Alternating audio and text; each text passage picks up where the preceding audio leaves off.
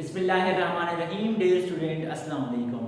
Chapter number 8 9th class biology का lecture number 2। आज हमारे पास एक छोटा सा टॉपिक है कि नाइट्रोजन का क्या रोल है प्लांट्स में और रोल ऑफ मैग्नीशियम क्या है। तो आइए चलते हैं हम सबसे पहले नाइट्रोजन की तरफ। तो याद रखिए कि हमने यहाँ पे लिखा है कि these are the primary essential nutrients, यानी पौधों के लिए ये जो नाइट्रोजन है ये प्राइमरी एसेंशियल न्यूट्रिएंट्स है। प्राइमरी का मतलब बहुत ज्यादा जरूरी क्या है, एक न्यूट्रिएंट है हमारे पास नाइट्रोजन। सेकंड पे हमने लिखा है कि major component of protein, enzymes, hormones, vitamins and chlorophyll. हमारे पास जो नाइट्रोजन है इसका क्लोरोफिल में भी रोल है, एंजाइम में भी ये रोल प्ले करता है, साथ साथ में जो विटामिन्स हैं, प्रोटीन हैं या जो हार्मोन्स हैं इसमें एक मेजर रोल प्ले करता है, एक बहुत बड़ा रोल प्ले करता है। फॉर एग्जांपल आप लोग अगर हम ले ले एग्जांपल क्लोरोफिल की, तो क्लोरोफिल में हमारे पास क्या होती हैं, जो एब्जॉर्प्शन होती है सनलाइट की और फोटोसिंथेसिस का अमल होता है। तो अगर नाइट्रोजन नहीं होगा, नाइट्रोजन की कमी होगी तो डायरेक्टली वो किस चीज पे इफेक्ट करेगा, क्लोरोफिल पे इफेक्ट करेगा, तो बाकी विटामिन और प्रोटीन वगैरह पे भी इफेक्ट करता है।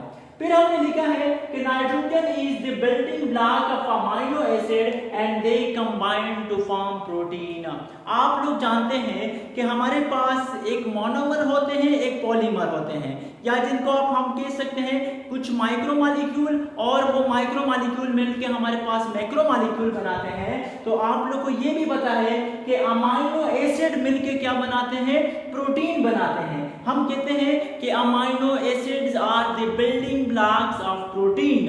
बट एक चीज आज याद रख लें, ये आप लोग सीख ले कि जिस तरह अमीनो एसिड प्रोटीन्स के हमारे पास बिल्डिंग ब्लॉक होते हैं, इसी तरह नाइट्रोजन हमारे पास बिल्डिंग ब्लॉक्स हैं किस चीज के, अमीनो एसिड। यानी नाइट्रोजन बनाते हैं अमीनो एसिड को, और अमीनो एसिड फिर मिलके क्या हमारे पास बनाते हैं, प्रोटीन्स को बनाते हैं। फिर हमारे पास नाइट्रोजन का जो एक बड़ा रोल है, वो कहते हैं कि नाइट्रोजन इज अ की part of DNA and RNA. Nitrogen DNA और आरएनए में भी बड़ा अहम रोल प्ले करता है। जिस तरह आपको पता है डीएनए क्या करता है, ये रिसीव करता है जेनेटिक मटेरियल्स को।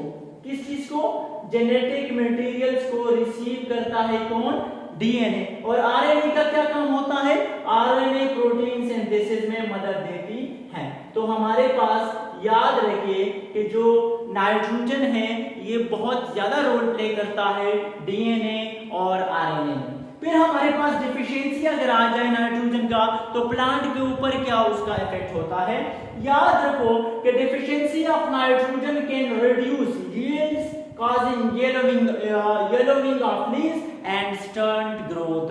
सबसे पहला अहम रोल, हमारे पास अगर डेफिशिएंसी आ जाए, कमी आ जाए नाइट्रोजन की, तो हमारे पास ये रिड्यूस हो जाएगी यील्ड, यानी जो फसल होगी वो हमारे पास रिड्यूस हो जाएगी, यानी कम हो जाएगी। और साथ साथ में येलोइंग ऑफ लीव्स, लीव्स हमारे पास येलो हो जाएंगे, यानी लीव्स हमारे पास पीले पड़ जाएंगे अगर नाइट्रोजन की डिफिशियंसी आ जाए। और इस येलोइंग ऑफ लीव्स को बेसिकली क्लोरोसिस कहते हैं। क्या कहते हैं इस बीमारी को, ये प्लांट्स में एक बीमारी है जिसमें हमारे पास जो लीव्स होते हैं वो पीले पड़ जाते हैं। वो किसकी वजह से होते हैं, वो जब नाइट्रोजन की कमी आ जाए, और उसको क्या कहते हैं, क्लोरोसिस कहते हैं। साथ में लिखा है कि अगर नाइट्रोजन की कमी आ जाए तो उससे स्टंट ग्रोथ होती है। स्टंट ग्रोथ में बच्चे बहुत कंफ्यूज होते हैं कि इसका क्या मतलब होता है, तो आज सीख ले।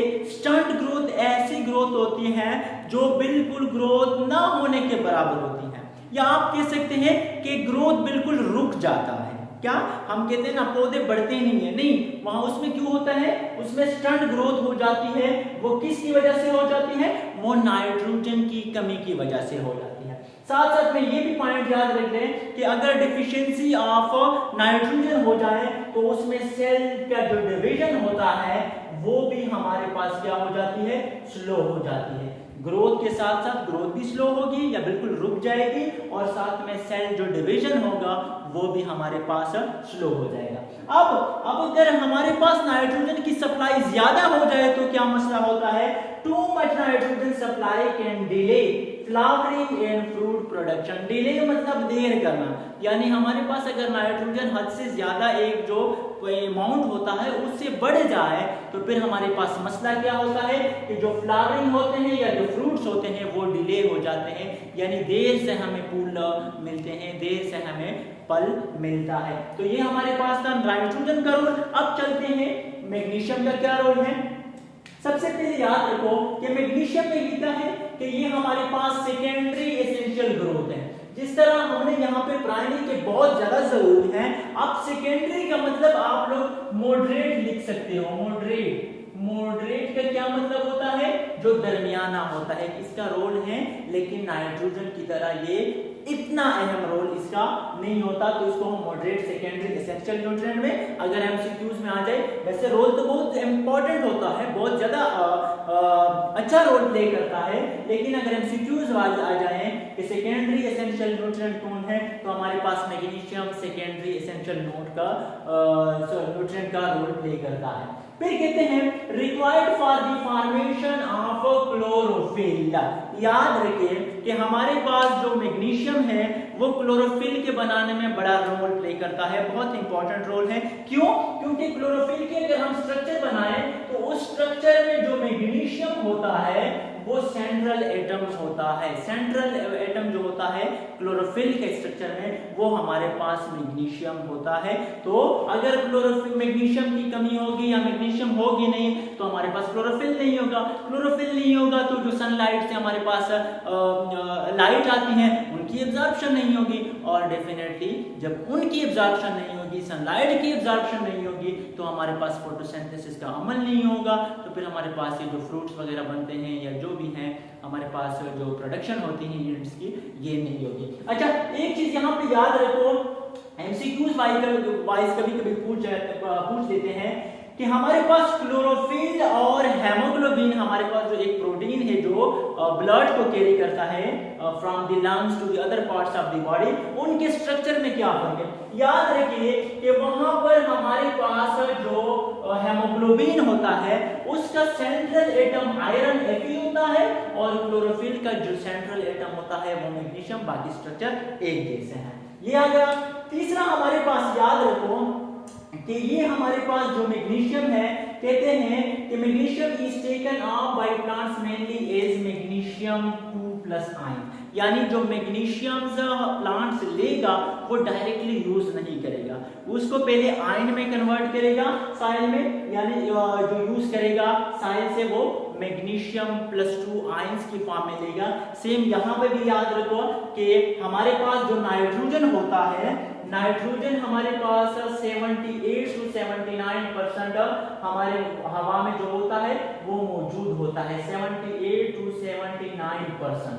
अब नाइट्रोजन को डायरेक्टली प्लांट यूज नहीं कर सकते। याद रखिए जो हमारे पास नाइट्रोजन होता है वो N2 के फॉर्म में होता है, सही है। तो प्लांट्स इसको डायरेक्टली यूज नहीं कर सकते। क्यों यूज नहीं कर सकते? कि ये नाइट्रोजन हमारे पास इनर्ट होता है। इनर्ट का मतलब क्या?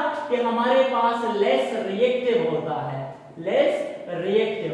तो अब हमारे पास जब नाइट्रोजन को प्लांट डायरेक्टली यूज नहीं कर सकता तो इस नाइट्रोजन को किसा नाइट्रेट में कन्वर्ट कर देता है।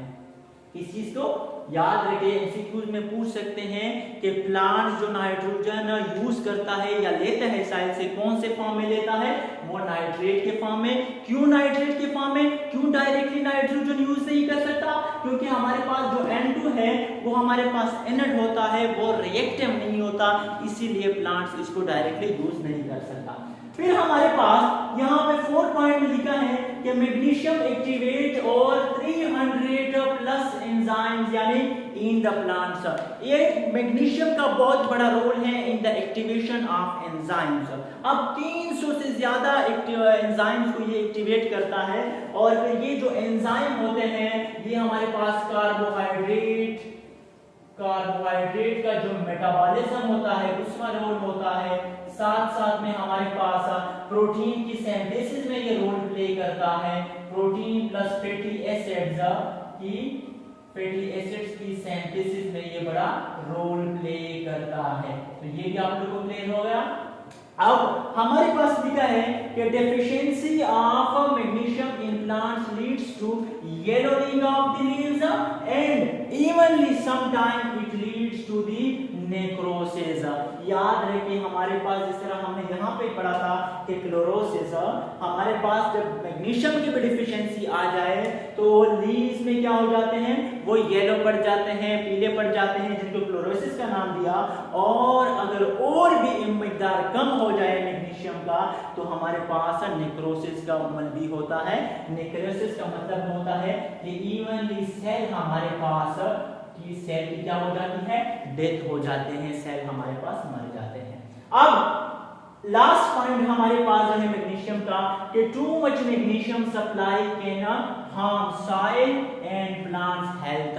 अगर मैग्नीशियम के सप्लाई ज्यादा हो जाए तो उसे नुकसान पहुंच सकता है, पौधों के हेल्थ को, सॉइल को नुकसान पहुंच सकता है। कैसे पहुंच सकता है, ये जो सॉइल होगी ये बड़ा स्टिकी हो जाएगा, यानी चिमटा सा हो जाएगा। अब ये जब स्टिकी हो जाएगी तो ये जो रूट्स होंगे, रूट्स हमारे पास जमीन के अंदर प्रॉपरली नहीं जा सकेंगे, तो ये मसला क्रिएट कर सकता है। तो ये आज का ये हमारा लेक्चर था। इंशाल्लाह नेक्स्ट लेक्चर आप लोगों को कल मिलेगा। तब तक मुझे अपनी दुआओं में याद रखिए। अल्लाह हाफिज।